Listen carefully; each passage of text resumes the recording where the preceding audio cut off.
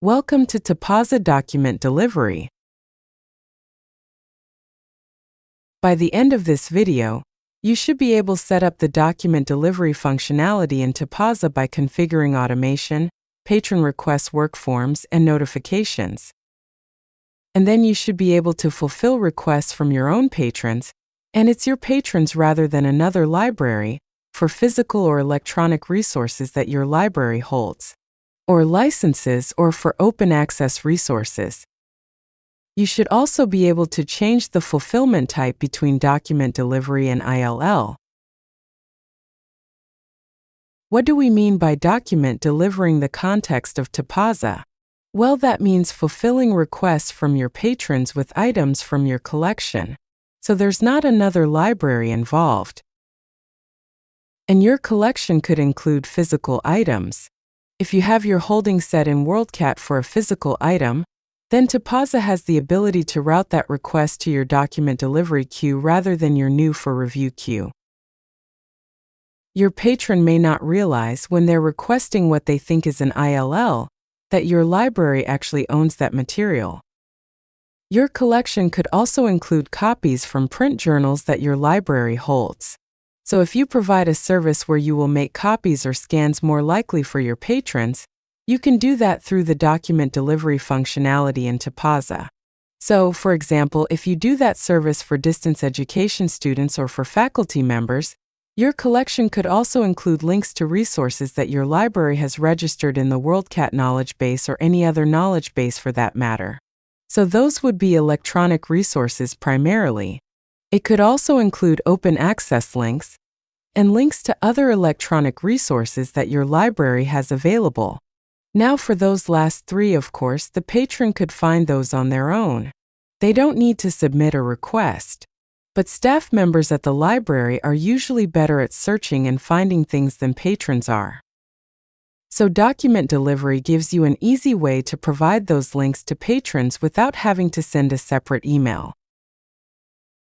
So as I mentioned, one reason you might want to consider using the document delivery functions in Tipasa is if you allow patrons to request copies from journals held in your print collection.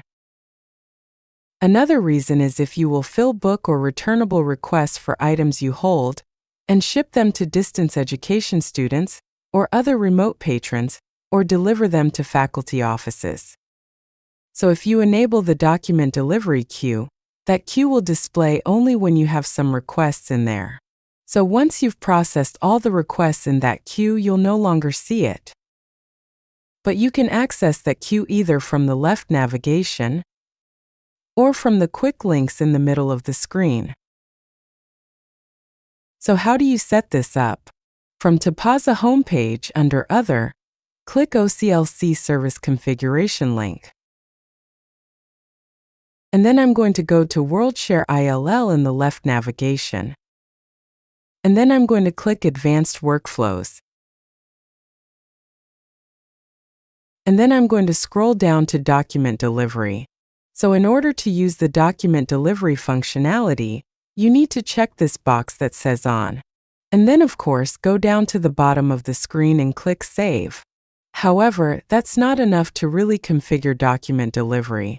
In order for it to pass it to automatically route applicable requests to your document delivery queue, you need to have automation. And probably a lot of you already have automation configured. You get to the automation screen either by clicking this link here in your document delivery, or you can click Automated Request Manager over in the left navigation. They both go to the same place. So I want to show you a couple of things. You will notice that our configured automations have exceptions.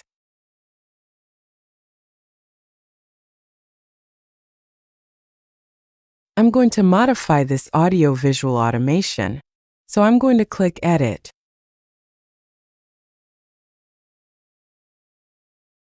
And so what this will do is, if the automation matches these formats, it will send the request to lenders, if at least one lender in my designated custom holdings path holds the item. And it also applies constant data.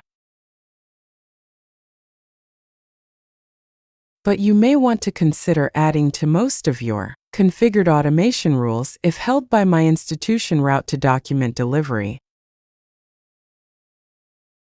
And then of course save. So I hope that you already have some automation configured because this can save you a lot of time and make your ILL operation a lot more sufficient. However, even if you don't have any other automation, you might want to consider setting up some automation lists for document delivery. And I have 2 examples to show you. One of them I've called a DocDel FGS. And you'll notice the patron statuses that applies to our faculty, grad student, and staff. And let's edit that to look at it. So what it says is if it matches one of these 3 patron types, that I want to send the request to lenders. But if it's held by my institution route to document delivery, so that is the crucial thing that enables Tipasa to send the request to your document delivery queue. And then I want to look at another one that is related to document delivery. And that is the one that I named DocDelu, and you'll notice that it applies to the patron status undergrad student. So in this one, what I said was route the request to review and build a lender string, but don't send it to lenders. This is because I want to look at it first and apply constant data. And rather than sending it directly to the document delivery queue, I'm saying if held by my institution route to review.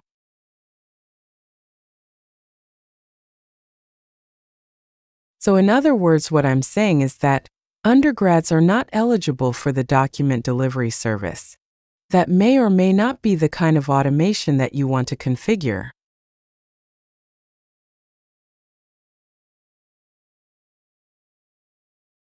So these are the basic steps about automation related to document delivery.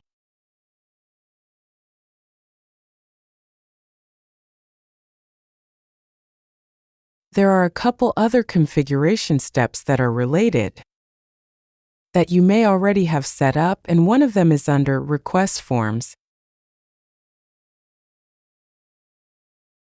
And this applies to your book request form and your article request form and any other request forms really. So, in your book request form by default, fields such as ISBN and OCLC number are included. You want to be sure not to delete those because the OCLC number, ISBN, and ISSN for article requests are what Tipasa uses to determine that your library has holdings on an item.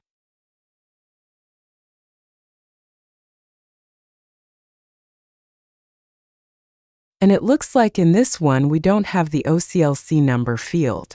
So I'm going to go ahead and add that.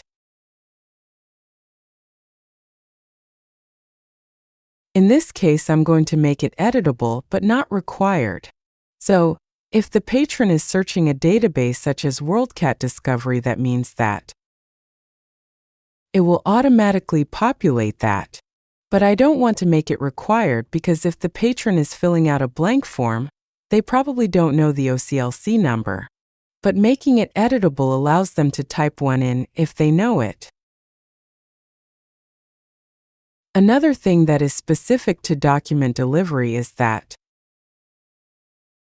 you may want to consider adding address fields if you're going to be shipping, and this applies especially to the request form for physical items.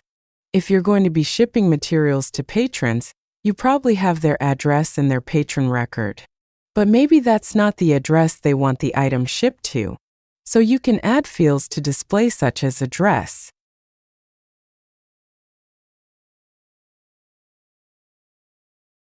And other related address fields such as city and country and state, and you need the country in order for it to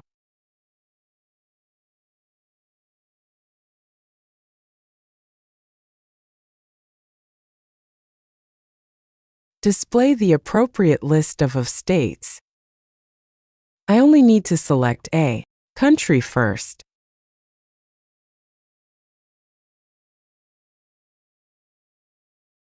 And again, that's what allows Tipasa to display the list of states. So, those are some changes you may want to consider to your patron work forms. And the same idea for the article request form. You probably don't need a physical mailing address since you're going to be transmitting articles electronically. But notice that this work form does have ISSN, ISBN, and OCLC number fields. And again, those are fields that Tipasa uses to determine your library's holdings. So as I mentioned, the same work forms are used for ILL and document delivery. So when a patron is requesting something, they don't know and probably don't care whether the request is going to be fulfilled by something that you obtain from another library or something that is from your own collection. So that is true for the request work forms. However, for notifications, there is a separate set of notifications for document delivery. So chances are you already have configured your borrowing library to patron notifications. So you probably have a notification configured for article available in Article Exchange, knowledge base link available, open access link available, or a loan available for pickup. However, if you use document delivery, you will also want to consider those same or similar notifications for a document delivery. And they work much the same way.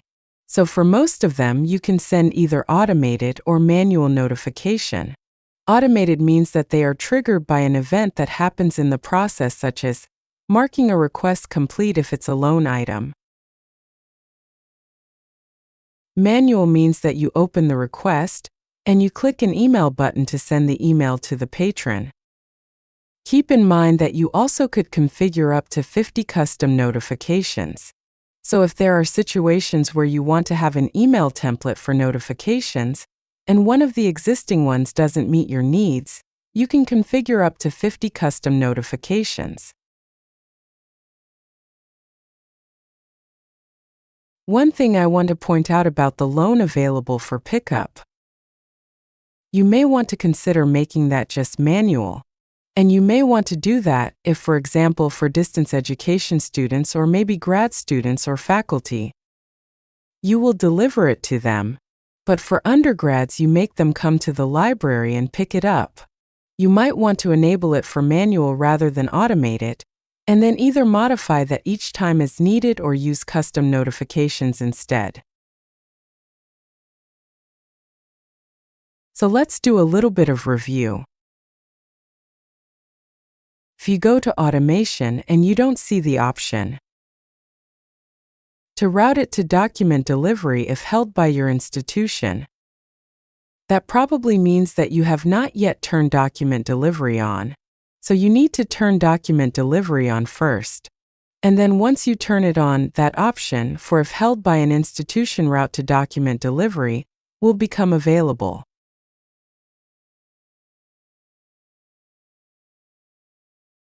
And as I mentioned, to automatically route to the document delivery queue, the patron request must contain an ISBN, ISSN, or OCLC number.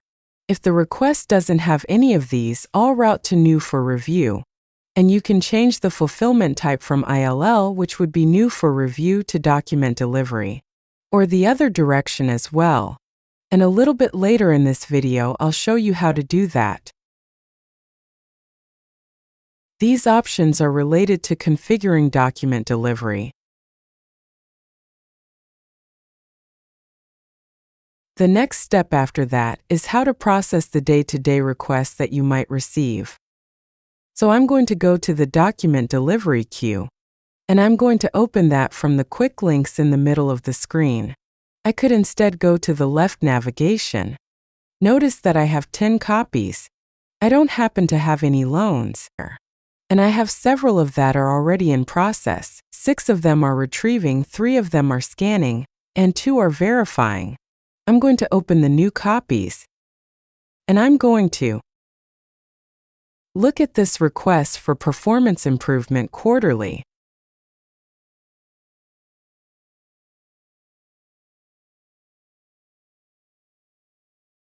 And notice that it says that I have local holdings. But because I have this in 3 different branches, Tipasa doesn't know which one I want to use to fulfill it. Actually, this is all in the same branch, but it's different volumes. If I look at the request, I can see this is for volume 45, which is the year 2006. So I'm going to view local holdings. And this is the one that I want to use, so I'm going to click Apply. And that's going to populate the local ID field with the location and call number. And it also is going to tell me the availability status. And the next step that I'm going to show you is optional, but you may find it useful. You may know that as a lending library, you can use advanced lending workflows, which are retrieving, scanning, and packaging. You can also use those if you already have this turned on, or if you decide to turn them on in document delivery.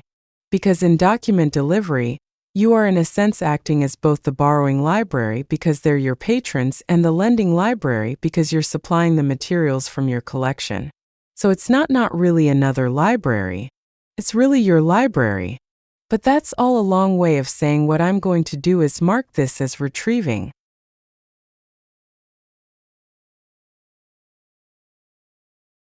Now I need to save it first. Actually, I'm going to do one other thing first.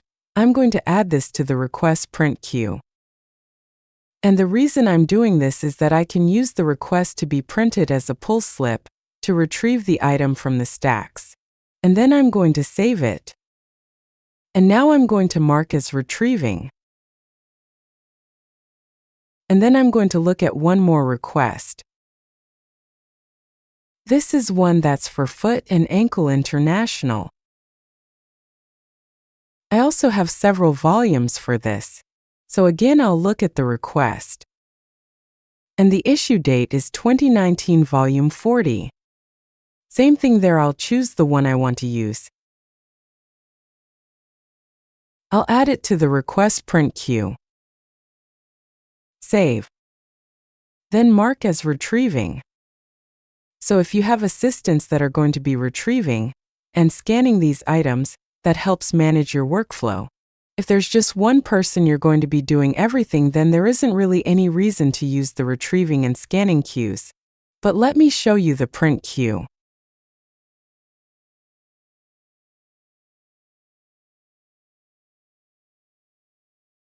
So what I'm going to look at is the request. And so here are the requests that I added to the print queue. Actually, I don't want that one. That's just these first two. And you can print either 1 or 2 per page. And I'll print 2 per page. So they would look something like this. I notice that it has the local ID field with the location and call number, and it has the rest of the bibliographic information about the article. It also has a request ID in the form of a barcode. So you can again use this as a pull slip to retrieve the item from the stacks, and when you have retrieved it, what you can do is go to the document delivery retrieving queue. And if you want to update these to scanning, let's say another staff is going to be doing that step. You can update these to scanning, and then you can scan that barcode to update the request. The other way that you can do that, you can just use this plus sign and move these to the scanning queue. Because these are copy requests, you don't need shipping labels or book straps or stickers. So that moves those to the scanning queue. And then whoever is going to be doing this could open a scanning queue. And once they have scanned the article and saved it on their computer, the next step would be to click OCLC Article Exchange. Find where they have saved it on their computer, and then click Open, and then click Drop File.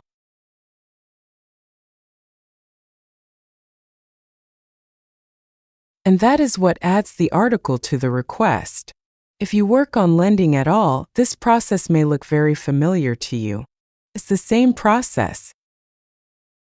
However, rather than responding yes, what you do for document delivery is to mark as complete. And when you do that, assuming you have a notification configured, that will send a notification to the patron that this item is available. It will also make it available to the patron in my account. And let's do that for this one as well.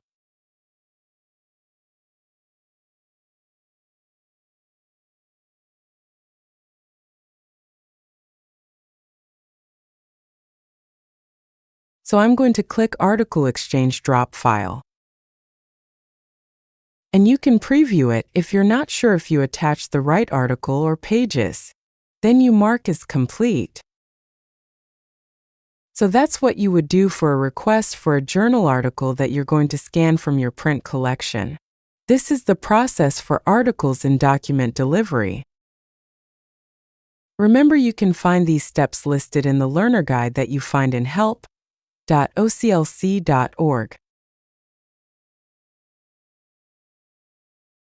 Another situation that you may encounter in document delivery is when the request is for something that's in a database or an e-journal or e-book that your library has licensed, and you have this configured in the WorldCat knowledge base.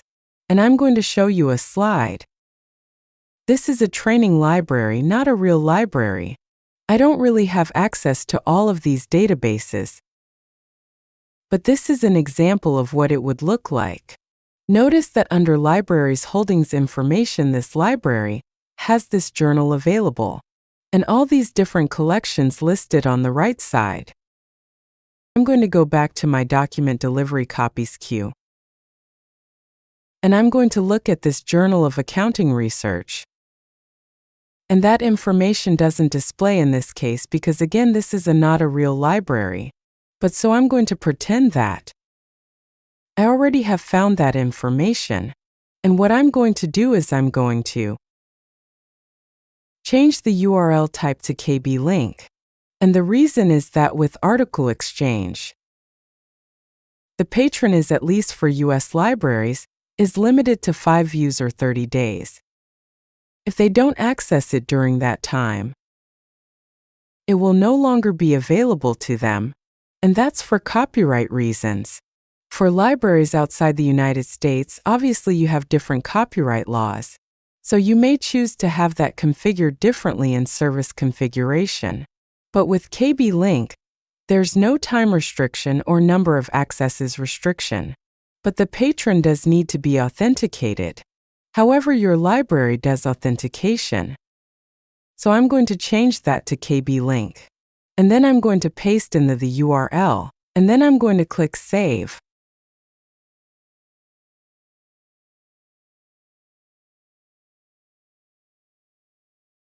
And then the last step is going to be mark as complete.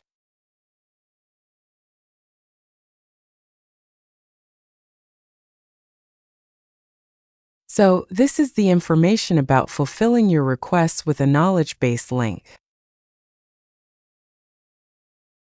So this is what I was mentioning earlier, that in theory patrons could have found this on their own by searching your library's discovery layer or catalog, or wherever you make these available. But they did not find it, and so they submitted what they may have thought was an ILL request. And providing that link through Tipasa gives you a really easy way to provide that information to them without having to send a separate email. So when you click that mark as complete, then again it will send them a notification, assuming you have it configured, that notifies them that the item is available, and it also makes it available to them in my account. Let me do that just for one more example. I'm going to use this music analysis. And again, I'm going to change the URL type to KB link.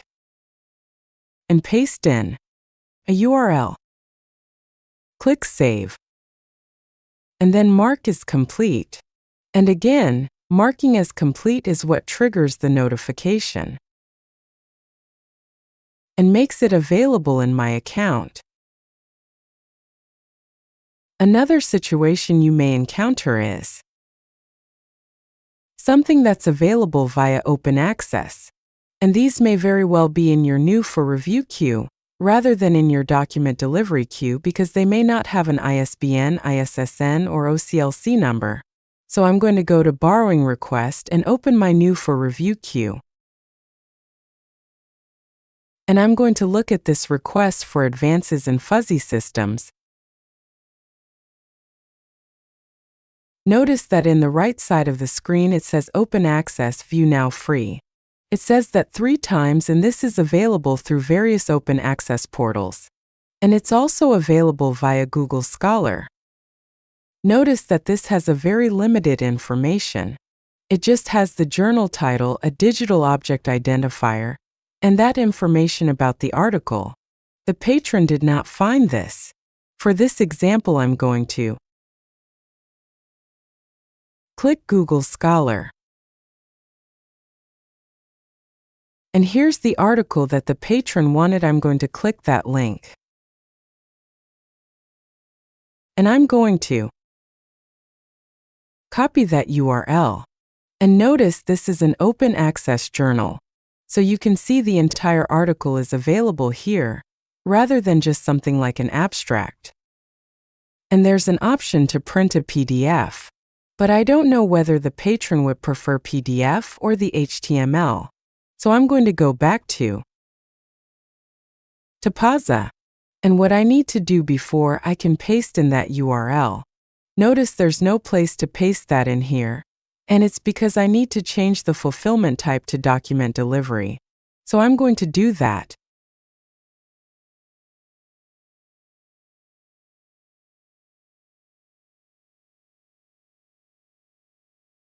And then I'm going to change the URL type to open access link.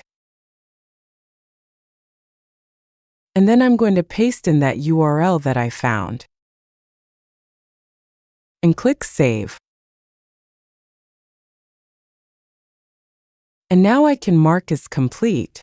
And what will happen again if you have a notification configured is that that will generate a notification to the patron, and it will also be available in my account.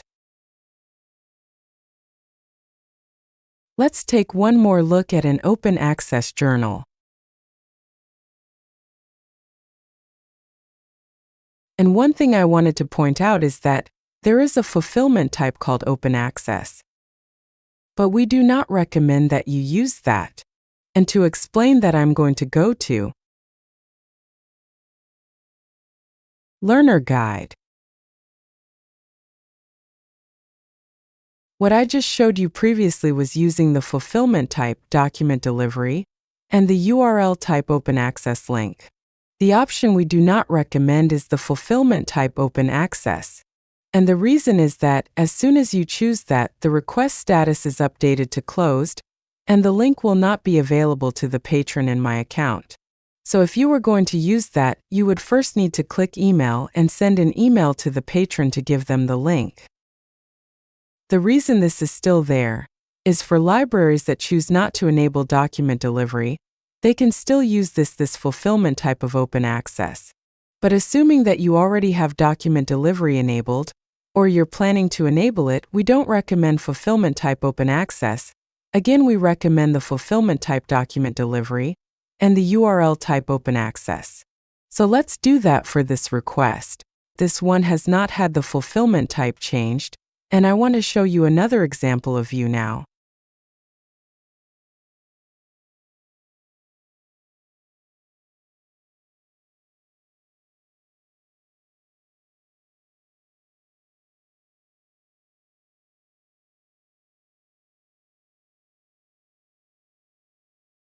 And this is the article that the patron wanted.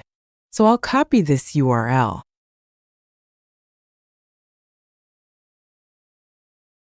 And I will change the fulfillment type to document delivery. And then I will change the URL type to open access link. Paste in the URL. Save. And then mark as complete. This is the information about open access links. Now, I do want to show you some reports that are available to help you manage your library's use of document delivery. The way that you get to these reports is by going to the Analytics tab. And then under Reports, click on Classic Reports, and then under Interlibrary Loan, there are 3 reports available as well as a report about when the ILL data was last refreshed. The first one is Document Delivery Activity Overview. And it will ask you what starting and ending date you want to use. I'm going to type in a date in the specified format. And same thing for the end date. Then click the Run button on the bottom.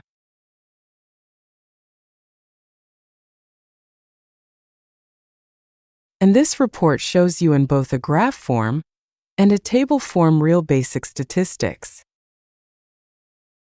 How many document delivery requests were filled in a particular month, the average turnaround time for those that were filled, and number of requests that were canceled and expired. The document delivery request detail, as the name implies, gives you more detail. And again, it asks you to select starting and ending dates. And this one has a calendar widget, so I'm going to use that too. Select a date.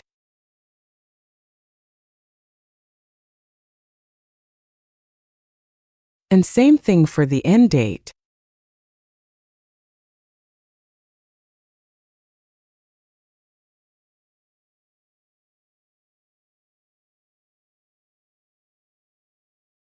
And you can filter it by material formats or language or source system. I'm just going to accept the defaults for those and click Run.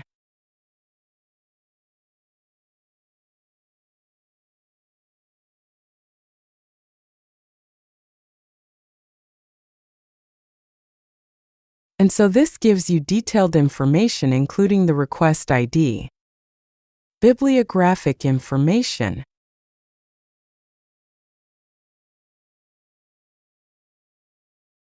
the patron department and status are tied, some additional bibliographic information for articles, any tags that you manually applied to the request, and some date and time information, when the request is created, closed, canceled, or expired, and the turnaround time for requests that were filled. And of course, you can download this report, or export this report, or print it. Now let's see another report, Document Delivery Request Statistics.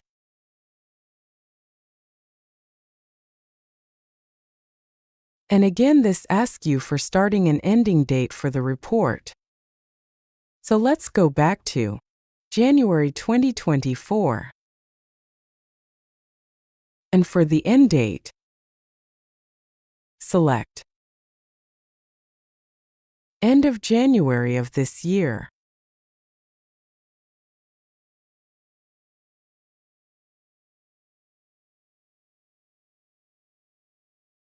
This report is very similar to the activity overview, but at patron perspective, patron status or patron types. So this is the information about document delivery reports in Tipasa. You can contact OCLC support and find documentation and more Tipasa training materials at help.oclc.org. Thanks for watching.